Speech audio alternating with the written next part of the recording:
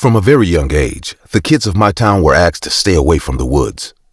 I remember my grandma telling me to play in the park where all the other kids were, rather than venturing into the woods, especially in the evening or at night. I grew up with a fear of the woods and what lurked inside them. The fear only got prominent as I became older. So when I took up the job of a firefighter in our town's fire department, I knew one of these days I would be forced to go into the woods. My grandma used to tell me stories about the woods and how an evil lived inside it.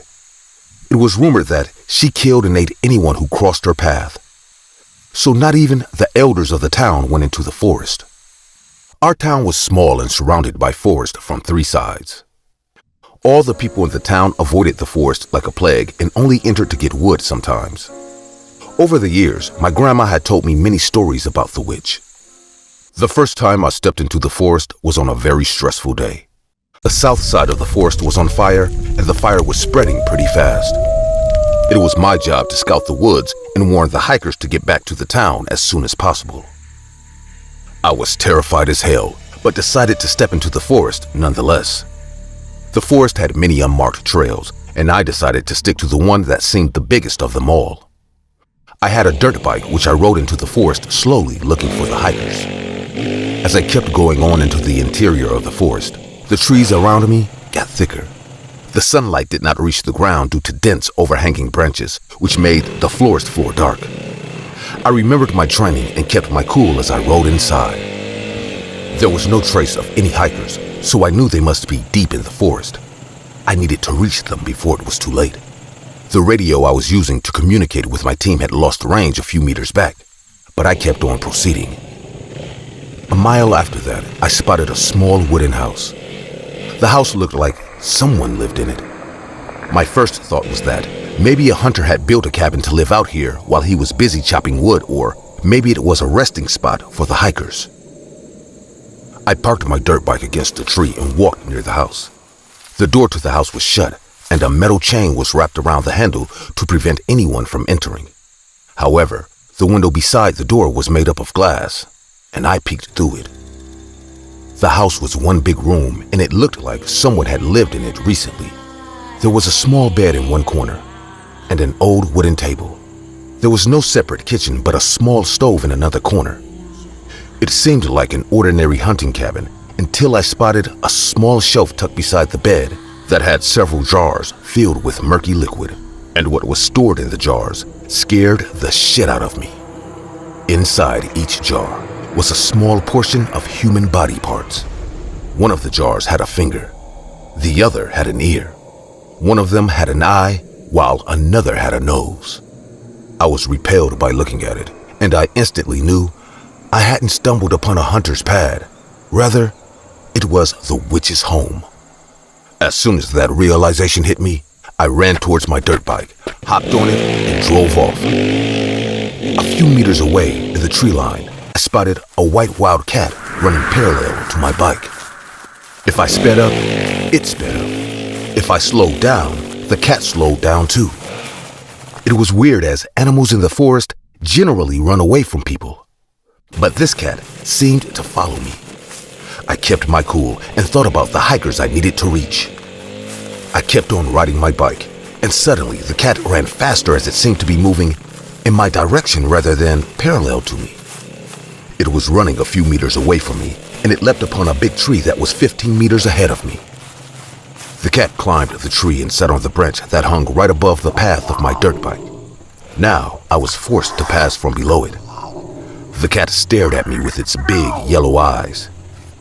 It did not meow, rather it hissed at me. It was a very weird cat. I stood there looking at it for several minutes and then finally decided to keep moving. The cat did not take its eyes off me while I passed from the road below. As soon as I passed the cat, I sped up and rushed forward. However, a part of me was compelled to look behind. I turned around and what I saw was enough to knock me off my dirt bike. Perched on the same branch was a freckled old woman wearing a black tunic with long black matted hair looking at me. I barely managed to balance my dirt bike and marched ahead with all I had in me.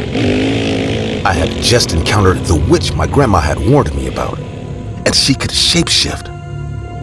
With sweat running down my forehead and my hands barely managing to hold the handle, I tried my best and kept riding for a few kilometers. Finally, around noon, I found the hikers I was looking for. I asked them to wait by the checkpoint where a rescue team was going to pick them up. But now, I had to return through the same route I came from, which meant there was the chance I would encounter the witch again. I started to recite prayers and rode my bike at a much slower pace, trying my best to avoid the witch and her home. But there was no other way out. I had to meet up with the other members of my team on a pre-decided spot.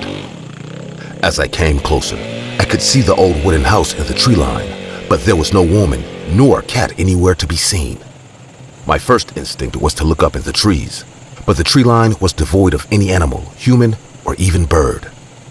I continued praying and sped up once more. As I came near the house, there was pin-drop silence, except for the roar of my dirt bike. As I was just about to pass the house, the front wheel of my bike got stuck in a branch, and I fell off my bike. Within minutes, the woman was behind me. She threw a rope around my neck, trying to choke me. I was struggling to free myself, but she was more powerful. She was slowly dragging me towards her house, and I was losing consciousness. But at that moment, before I lost my breath forever, I remembered the pocket knife I had in my back pocket. I removed it and stabbed the witch in her thigh. Her scream echoed through the forest, and for a split second, she let go of the rope, clutching her bleeding thigh. I freed myself and stood up, still feeling a bit dazed due to the lack of oxygen. I did not pick up my bike, nor did I bother to take my pocket knife, which was still buried in her thigh. I started to run as fast as I could. I could hear rapid footsteps behind me, and as I turned, a big white feral cat was running behind me, waiting to jump on me. However, she wasn't as fast as before, as one of her feet was bleeding profoundly. I managed to cross a distance of a few meters, and suddenly the footsteps stopped. I turned around, and the witch was standing in between two big trees, glaring at me. It seemed like she couldn't cross the threshold of those trees. She was trapped in that part of that forest, and anyone who passed through it was her victim. I was crying tears of relief. Soon, my radio picked up the signal, and I heard one of my teammates say that the fire was contained. I immediately informed them that the hikers were safe and that I needed some assistance to get back to town. 2 days later, I woke up in a hospital with my family all around me. I asked for my grandma before speaking to anyone else. I wanted to know the witch's story. For the first time, my grandma told me the truth about the forest witch and why she attacked people. Turns out, she was the daughter of one of the founding members of our town. She was an introverted girl with a speaking disability, which made her a great disappointment to her family. Many kids in town mocked and bullied her. But as she got older, she found solace in the woods. But on one evening while she was strolling in the woods, some kids from the village played a prank on her, due to which she fell from a tree and hurt her head pretty badly. She did recover physically, but the fall had traumatized her to the extent that she hated the sight of people and started practicing black magic. As the years passed, she moved into the forest and hardly ever came out. She perceived all the people as a threat, and that's why she attacked anyone who passed through her territory. She kills people and eats their flesh, and stores their body parts in the jar for her rituals. People call her a witch as she is a cannibal and had dark powers. Years have passed since my encounter with the forest witch, but to date, people go missing in the forest, and I still think about what would have been my fate if I wasn't able to escape. To be continued.